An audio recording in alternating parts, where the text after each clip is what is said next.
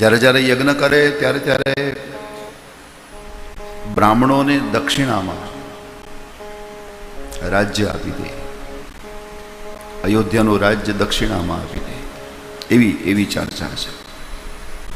પછી બ્રાહ્મણો ભગવાન રામને કહે, મહારાજ આ તમે અમને દક્ષિણા આપી દીધી, આ રાજ્ય અમારું, હવે એક કામ કરો, અમારા વતી તમે રાજ્ય કરો. એટલે પાછું બ્રાહ્મણો બધા પ્રભુને આપી દે. જ્યારે જ્યારે યજ્ઞ કરે ત્યારે ત્યારે આ ક્રિયાઓ થઈ, આખું રાજ્ય દક્ષિણામાં આપી દે, પછી બ્રાહ્મણો પાછા પ્રભુને આપી દે. પણ થોડી વાર માટે આપણે રામકથાનું આસ્વાદન કરીએ. ભગવાન રામનું પ્રાગટ્ય થયું. ગોસ્વામીજીએ એમ લખ્યું છે કે સૂર્ય ભગવાન 1 મહિના સુધી ઉપર રહ્યા છે.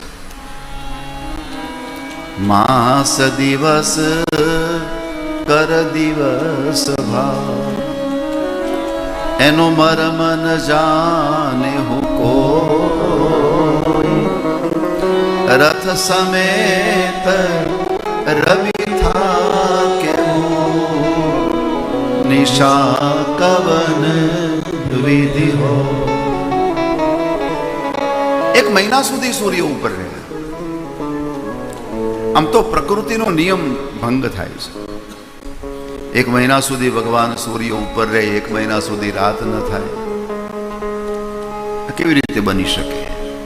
પણ બીજા અર્થમાં લખ્યું છે કે ઉત્સવ મનાવતા મનાવતા, ભગવાન રામના પ્રાગટ્યનો ઉત્સવ મનાવતા મનાવતા અવધવાસીઓને 1 મહિનો નીકળી ગયો, પણ એ લોકોને એમ જ લાગ્યું કે હજી 1 જ દિવસ ગયો છે.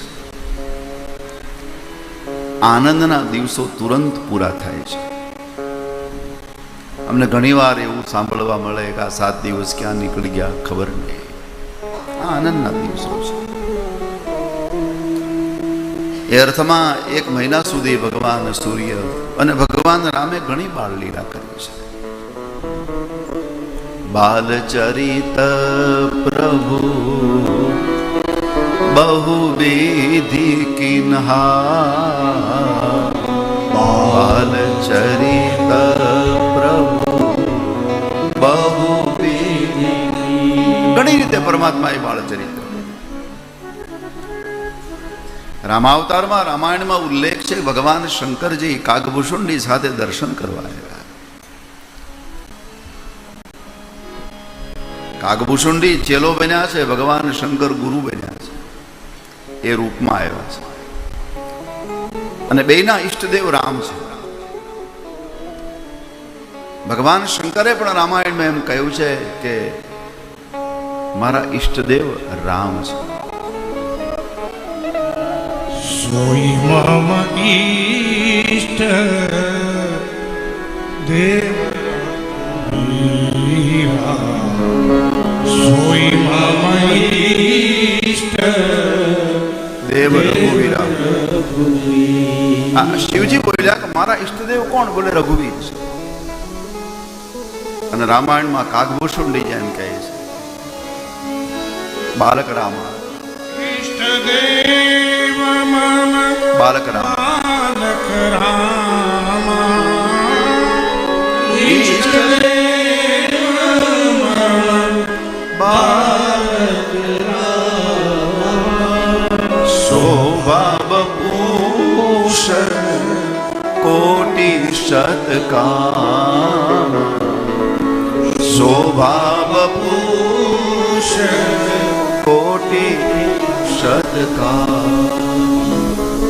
કરોડો કામને શરમાવી એવી મૂર્તિ, શોભા બપુષ કોટિ શતકામ. બાળરામ છે મારા ઈષ્ટ છે.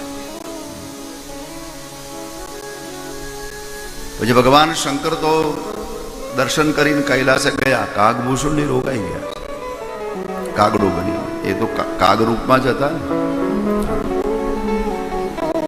દશરથજીના મહેલની આજુબાજુ એમના ફર્યા કરે. કોઈ સમયે ભગવાન રામ હાથમાં રોટલાનું બટકું લઈ અને ફળિયામાં નીકળે, અને કાગડો રાહ જોઈને બેઠો. બે જાણે છે, રામ પણ જાણે છે, કાગભૂષણજી જાણે છે. અને રોટલાનું બટકું કાગડાને આપે, કાગડો ચાંચમાં લઈને જતો રહે. આ રીતે ઘણી લીલાઓ કરી છે.